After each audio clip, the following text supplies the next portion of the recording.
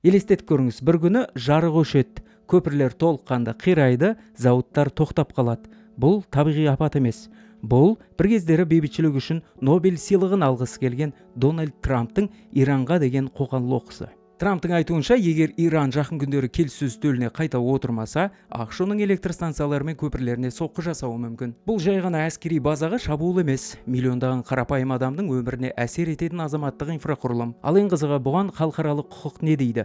1949 жылғы Женева конвенциясына сәйкес, адамзат үшін маңызды нысандарға соққы жасауға қатаң тыйым салынған. Электр станциялары, су жүйелері, көпірлер сияқты азаматтық инфрақұрылымға бағытталған шабуылдар белгілі бір жағдайларда әскери қылмыс ретінде бағалануы мүмкін. Сондықтан Трамп мұндай мәлімдемені алғаш рет жасап отырған жоқ. Ол сәуір айында да дәл осындай ескерту жасаған. Сол кезде Біріккен ұлттар ұйымының адам құқықтары жөніндегі жоғары комиссары Фолькер Тюрк мұндай әрекет халықаралық құқыққа қайшы болуы мүмкін екенін айтқан. Бірақ жағдай мұнымен де бітпейді. Ал ақш пен Иран арасындағы соғыс дәл қазір жалғасып жатыр.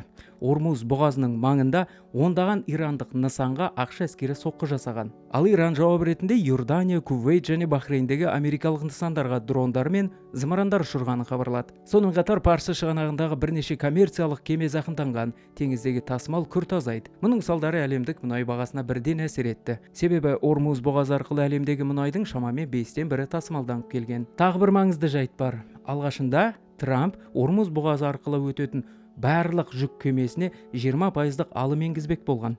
Алайда Парсы шығанағы елдерінің басшыларымен кездескеннен кейін Трамп бұл шешімінен айнып қалды. Бұл жоспардан бас тартқан ол енді орнына Иран порттарына теңіз блокадасын қайта енгізетінін мәлімдеді. Ал Иран болса қысым күшейген сайын келіссөзге келмейміз деп отыр. Осылайша қазір әлемді алаңдатып отырған басты сұрақ, бұл мәлімдемелер тек қысым көрсету үшін айтылды ма, әлде келесі аптада шынымен ақш Иранның энергетикалық инфрақұрылымына соққы жасай бастай ма? Соғыстың көкесі енді болатын сияқты. Сіз қалай ойлайсыз? Арнаға жазылып, лайк басуды ұмытпаңыз.